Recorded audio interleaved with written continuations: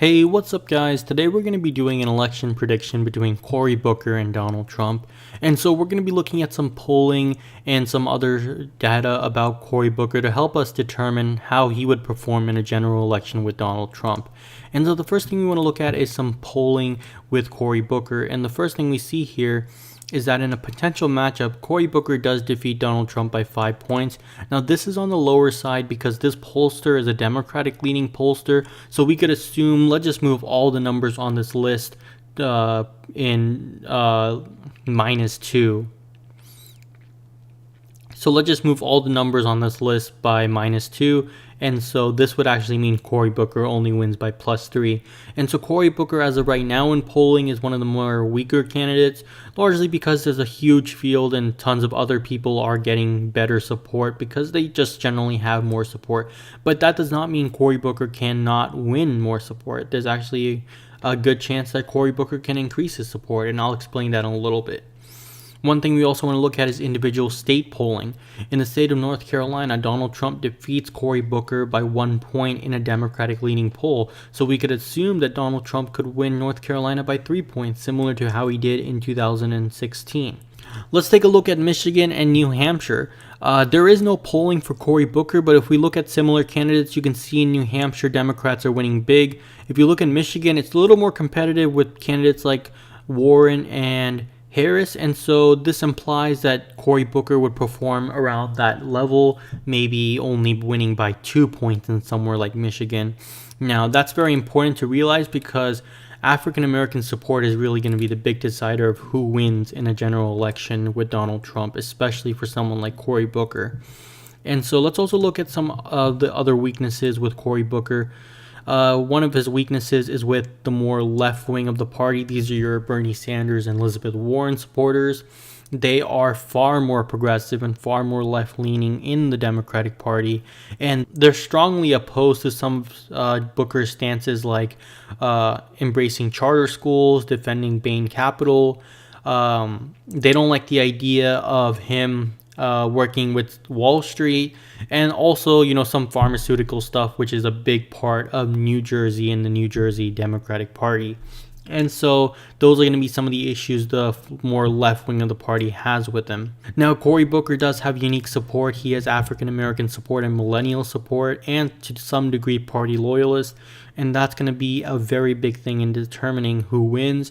Cory Booker, by most media accounts, is the guy who's probably going to increase Obama's legacy, that he wants to bring back the Obama coalition and the legacy of Obama, but with a more liberal twist, as Cory Booker is one of the more liberal senators currently in the Senate. In fact, he's one of the most, I believe, in the top 10 most liberal senators. That's going to be a very big point in determining, how he performs with different parts of the Democratic Party. So let's go ahead and start filling this map in and seeing where Donald Trump would do well. So we're going to go ahead and give the safe Republican states immediately to Donald Trump, as we already know. I'm just going to go ahead and give Texas to Donald Trump, as I don't think it's going to go blue in this election cycle. The South as well, going to be safe Republican, and Alaska here as well. We're going to give Cory Booker the safe Democratic states now. So this is your East Coast and your West Coast, as well as Illinois and Hawaii, Colorado, and New Mexico. Now, where can Donald Trump gain some votes? Well, according to the polls we just looked at, in North Carolina, Cory Booker loses. Donald Trump still remains popular in Florida and Ohio, and since his Trump-backed candidates won in 2018, a Democratic wave year, those states are likely safe for Donald Trump. Georgia is probably going to be close, but just not close enough, and so that puts Donald Trump at 236. Let's also give him Utah, which is probably still going to break Republican, and Arizona as well, which will likely